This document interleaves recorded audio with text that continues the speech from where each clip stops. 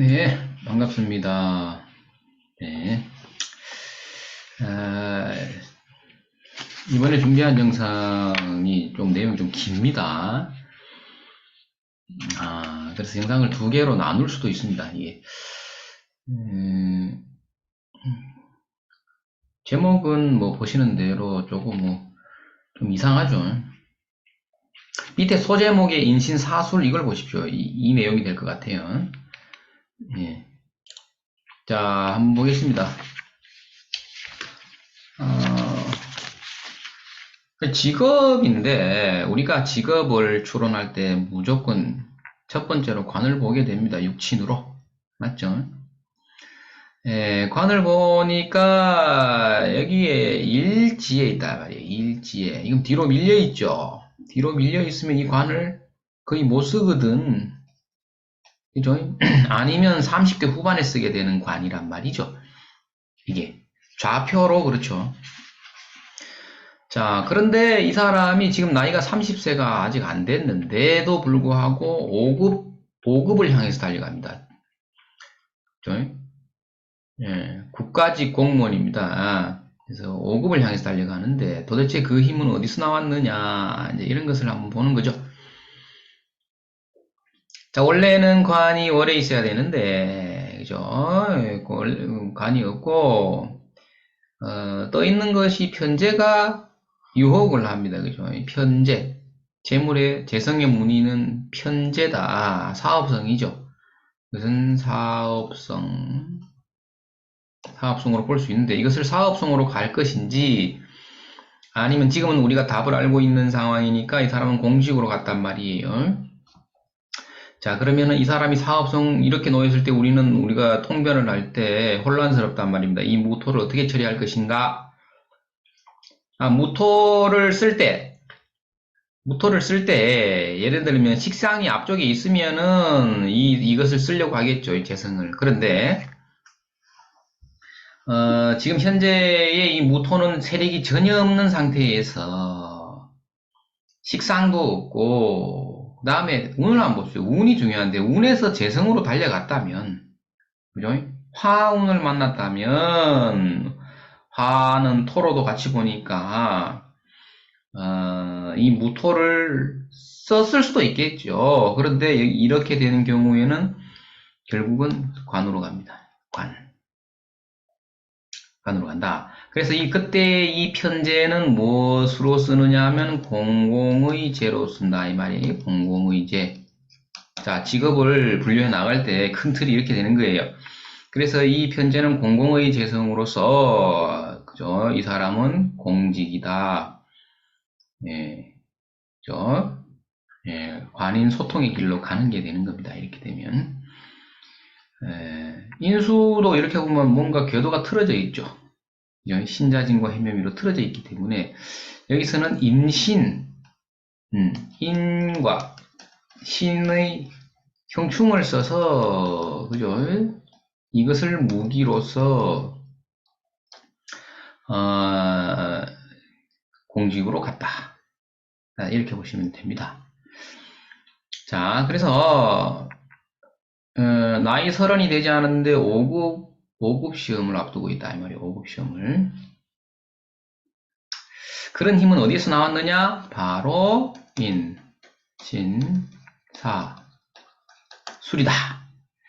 인신사술이다. 인신사술이 우리가 권력성, 그 다음에 파워로 보는 거죠. 이 동물은 호랑이, 원숭이, 뱀, 개는 사람을 공격합니다. 그죠? 살상용 무기인 이빨을 가지고 있다 이 말이에요. 물면 죽는다. 물리면 죽는다. 근데 다른 동물을 뭐 양이라든가 돼지라든가 이런 동물은 어떻습니까? 토끼라든가 이런 동물은 사람만 보면 도망치기 바쁜 거죠. 그죠? 그래서 이러한 지지의 글자들은 권력성이 없고 이 12지지 중에서 이 4글자만이 권력성을 가진다. 파워를 가진다 이 말이에요. 그래서 이 4글자들은 가지고 사주에 있으면 4개를 다 가지고 있지 않아도 한 글자만 있어도 그런 작용이 있습니다. 그러니까 이제 이런 것을 우리가 근데 2글자 있으면 더 파워가 있고 3개 있으면 더 파워가 있는 거죠. 그래서 이러한 글자들 한 글자 하나만 있더라도 이 글자가 의미하는 것은 무엇이냐 하면 사회적으로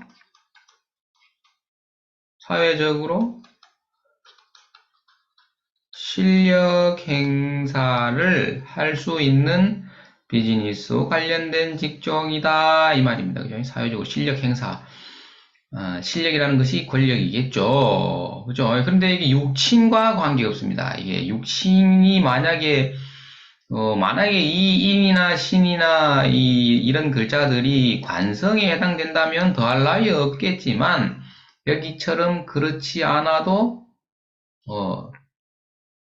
2글자 자체가 권력성 파워풀, 뭐, 이 작용이 있어요. 근데 여기는 요게 육친으로 여기 평관은 맞긴 맞죠, 여기서. 예, 이렇게 됩니다. 그래서, 그러면 이 글자가 신이라든가 인이라든가 이런 글자가 하나만 있어도, 그죠? 그러한 작용이 있는데, 2개가 있으면 더 가세된다, 이 말이에요. 그죠? 2개가 이렇게 놓일 수도 있고, 형으로 놓일 수도 있죠. 뱀사자가 여기 끼었다. 그러면 인사형이 되죠. 사신형이 되고 2개가 있으면 충인데 충의 논리에 대해서 좀 다시 한번 공부를 해볼게요. 자,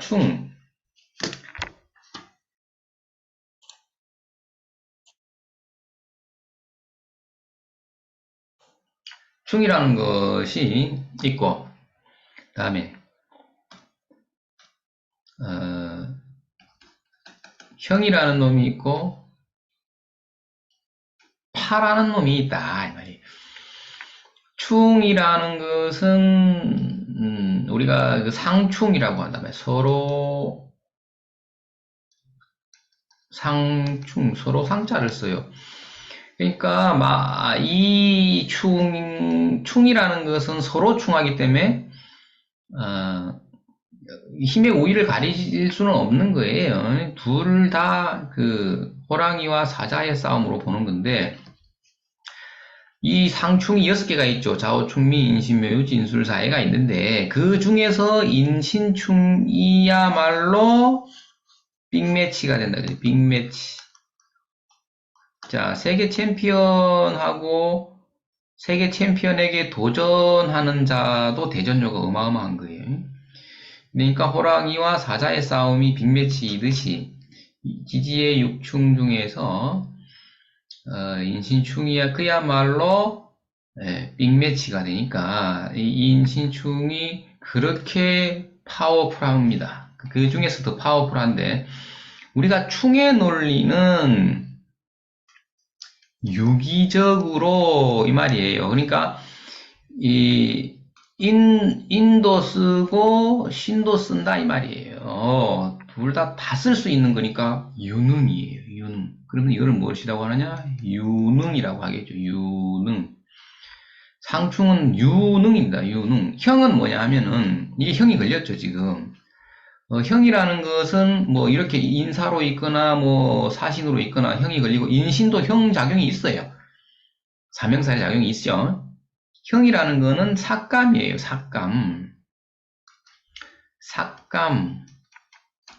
삭감인데 삭감된 상태로 둘 다 유기적이 됩니다. 둘 다 쓸 수 있단 말이에요. 이것은 유기적이라는 거는 둘 다 쓴다라고 이해하시면 되는데 대신에 형은 삭감이 됩니다. 삭감 서로 양보하고 어느 정도 끼워 맞춘 거죠. 그리고 파 자체는 이것은 둘 다 못 씁니다. 이것은 훼손된 겁니다. 모양이 훼손되었다. 요것은 어떻게 해요? 형은 일부 훼손이죠. 일부 훼손. 네, 그래서 충이 그 그렇게 좋은 것이다. 그러니까 사주에 충이 있는 자는 일단은 유능하다고 보시면 됩니다. 유능. 다른 사람들에 비해서 유능이에요, 유능.